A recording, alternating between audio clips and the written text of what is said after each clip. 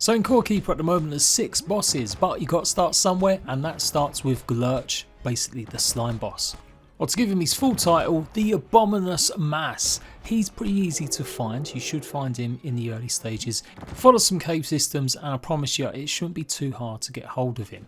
Obviously he will be in the more slimy areas, and he's normally got a big open area where he's been basically taking away the landmass. And that's what you got to use to your advantage. The slime will slow you down, and at low levels you're not going to be able to move as quickly as you maybe would like to get out of the way. So you basically got to run in, do 2 hits and run out, or even run past or underneath him. You don't necessarily need any special attributes or any accessories to give you super speed. As long as you've been playing for, I would say, at least an hour or so, you should be able to go ahead and try him out. It's a bonus if you found anything like the feather, which allows you to move around a lot quicker, or any other kind of items. But if you haven't found anything that does give you a bit of a speed boost, then actually making sure you've got any kind of food that has peppers in it. That will give you a 20% little speed buff.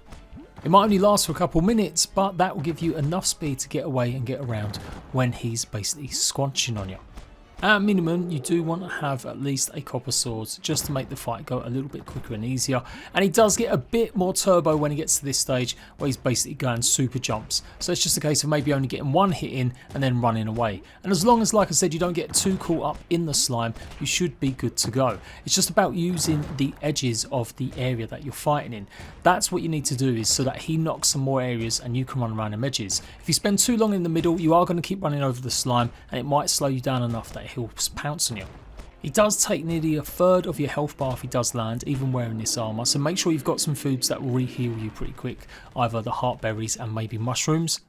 And it goes without saying, you should be cooking recipes rather than eating any of this raw.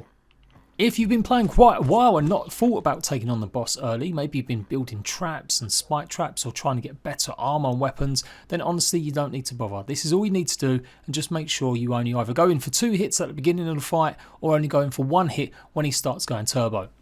He'll drop the NPC, a chest filled with goodies. And most important of all is to make sure you get the GLURCH eye. That's what's going to power up the core so you can make the slime sword, and also find the next 2 bosses and the slime oil. This is how you get the NPC to live in your home. Place it in a room no bigger than 8x8 with a door and a bed, and he will come and spawn once you've gone away for about 30 blocks or so and come back. Don't forget to pick up the chest, and that's how you defeat this slime boss. Sorry, I meant GLURCH. GLURCH. Last little things you need to know. The second boss will have an NPC that allows you to summon GLURCH again, so you can go ahead and carry on getting resources from him, or even just the chests. Make sure you leave a well-defined marker on the minimap or the map so that you know where to go back, because you do need to use this item in the actual boss's summoning portal. It's basically a marking on the ground that you might have seen while I've been fighting him. So eventually when you do get that second NPC, you'll be able to come back here and have more fights with GLURCH.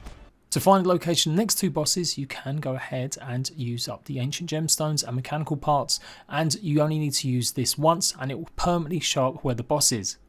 I would wholly recommend getting that slime sword as soon as possible. It's pretty OP in the early game, and I definitely recommend it. It does cost copper and tin, but the slime shouldn't be too much of an issue, nor should the copper really. Tin is usually the hardest one to get hold of in the early game.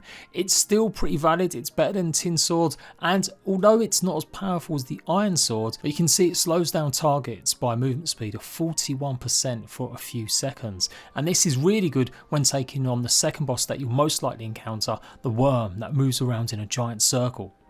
I will learn all their names properly very soon, I promise. And that's it, a little quick guide on how to defeat GLURCH, some top tips about what you get from him, and absolutely make sure you get that slime sword. Go and check out the rest of my CoreKeeper guides, and I'll see you right back later.